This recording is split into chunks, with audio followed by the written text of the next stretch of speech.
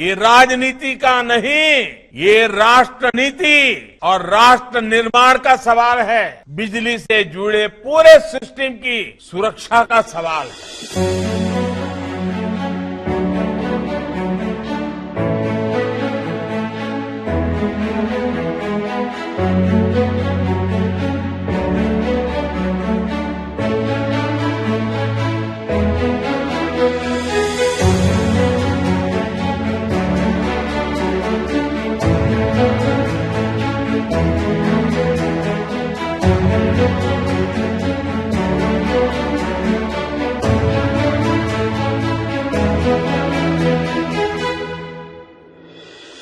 आजादी के इस अमृत काल में भारत ने अगले 25 वर्षों के विजन पर काम करना शुरू कर दिया। अगले 25 वर्षों में भारत की प्रगति को गति देने में एनर्जी सेक्टर, पावर सेक्टर की बहुत बड़ी भूमिका है।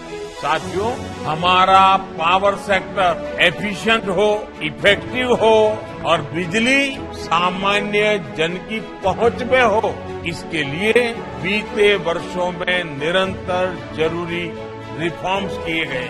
आज जो नई पावर रिफॉर्म्स योजना शुरू हुई है, वो भी इसी दिशा में उठाया गया एक और कदम है। इसके तहत बिजली का नुकसान कम करने के लिए स्मार्ट मीटरिंग जैसी व्यवस्थाएं भी की जाएगी, जिससे एफिशिएंसी बढ़ेगी। बिजली का जो उपभोक्ता है उसकी शिकायतें खत्म हो जाएगी। देश भर की डिस्कॉम्स को जरूरी आर्थिक मदद भी दी जाएगी, ताकि ये आधुनिक इंफ्रास्ट्रक्चर का निर्माण और आर्थिक रूप से खुद को सशक्त करने के लिए आवश्यक रिफॉर्म्स भी कर सकते हैं। इसमें डिस्कॉम्स की ताकत बढ़ेगी और जनता को पर्याप्त बिजली मिल पाएगी और हमारा पावर सेक्टर और मजबूत होगा।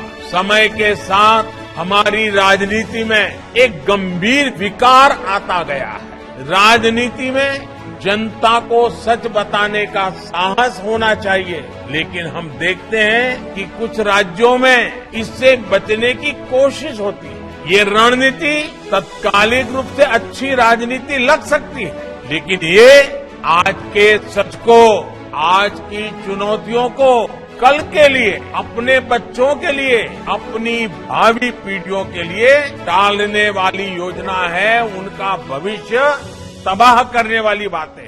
देश के कई राज्यों में आज पावर सेक्टर बहुत बड़े संकट में है और जब किसी राज्य का पावर सेक्टर कमजोर होता है तो इसका प्रभाव पूरे देश के पावर सेक्टर पर भी पड़ता है और उस राज्य के भविष्य को अंधकार की ओर धकेल देता है। देश को ये जानकर हैरानी होगी कि अलग अलग राज्यों का 1 लाख करोड़ रुपए से अधिक का बिल बकाया पड़ा है। ये पैसा उन्हें पावर जनरेशन कंपनियों को देना है। उनसे बिजली ले ली है, लेकिन पैसे नहीं दे रहे हैं। पावर डिस्ट्रीब्यूशन कंपनियों का अनेक सरकारी विभागों पर, स्थानीय निकायों पर करीब 60,000 करोड़ रुपए से अधिक का बकाया है। और चुनौती इतनी नहीं है, अलग अलग राज्यों में बिजली पर सब्सिडी का जो कमिटमेंट किया गया है, वो पैसा भी इन कंपनियों को समय पर और पूरा नहीं मिल पाता। ये बकाया भी,